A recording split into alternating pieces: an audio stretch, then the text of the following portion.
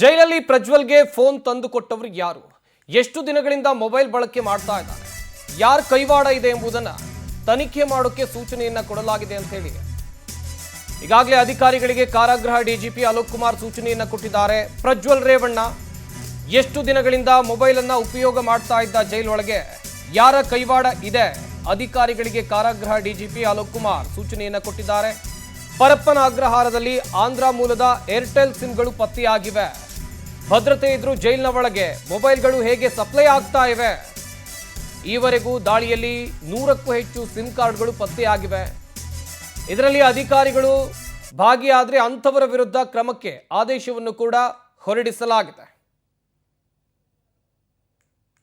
Meeting ಮಾಡಿಕೊಂಡು minimise ಮಾಡಬೇಕು. ಮತ್ತು ಇನ್ನೊಂದು ಆ್ಯಂಗಲ್ ಅಲ್ಲಿ ಇತ್ತು, ನಾವು ಬಹಿರಂಗವಾಗಿ ಹೇಳಬೇಕಾಗಿತ್ತು, ಏರ್ಟೆಲ್ ಆಂಧ್ರ ಪ್ರದೇಶ ಸಿಮ್ ಸತತವಾಗಿ ನಮ್ಮ ಜೈಲಿನಲ್ಲಿ ಯೂಸ್ ಆಗ್ತಾ ಇದೆ. ಇದರ ಬಗ್ಗೆ ನಾವು ಏರ್ಟೆಲ್ನವರಿಗೆ ಭಾಳ ತಾಕೀತು ಮಾಡಿದ್ವಿ ಎಲ್ಲ ಮೀಟಿಂಗ್ಲಕ್ಕೆ, ನೀವು ಯಾಕೆ ನಿಮ್ಮದು ಸಿಮ್ ಇದಕ್ಕೆ ನಮ್ಮ ಕೈದಿಗಳು ಇಷ್ಟು ಯೂಸ್ ಮಾಡ್ತಾ ಇದ್ದಾರೆ. ಅದರ ಬಗ್ಗೆ ನಾನು ಈವನ್ SP ಬ್ಯಾಂಗ್ಳೂರ್ ಸೆಂಟ್ರಲ್ ಪ್ರಿಸನ್ಗೆ ಹೇಳಿದ್ದಕ್ಕೆ ನೀವು ಅವ್ರ ಮೇಲೆ FIR ಅವ್ರ ಕೂಡ ಹೆಸರು ಸೇರಿಸಬೇಕು.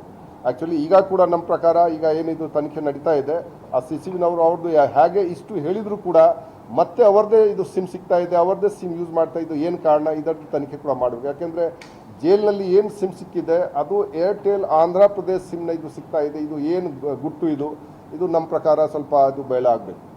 ಮತ್ತು ಇದರ ಬಗ್ಗೆ ಏರ್ಟೆಲ್ನವ್ರ ಮೇಲೆ ಕೂಡ ನಮ್ಮ ಪ್ರಕಾರ ಕ್ರಮ ಜರುಗಿಸಬೇಕು. ಯಾಕೆಂದರೆ ಸತತವಾಗಿ ಅವರು ಬರ್ತಾ ಈಗ, ಯಾಕೆಂದ್ರೆ ಜಿಯೋ ಬರಲ್ಲ, ಅದು ವೋಡಾಫೋನ್ ಬರಲ್ಲ, BSNL ಬರಲ್ಲ, ಇದು ಏರ್ಟೆಲ್, ಅದಕ್ಕೂ ಏರ್ಟೆಲ್ ಆಂಧ್ರ ಸಿಮ್ ಇದು ಬರುತ್ತೆ. ಸೊ ನಾವು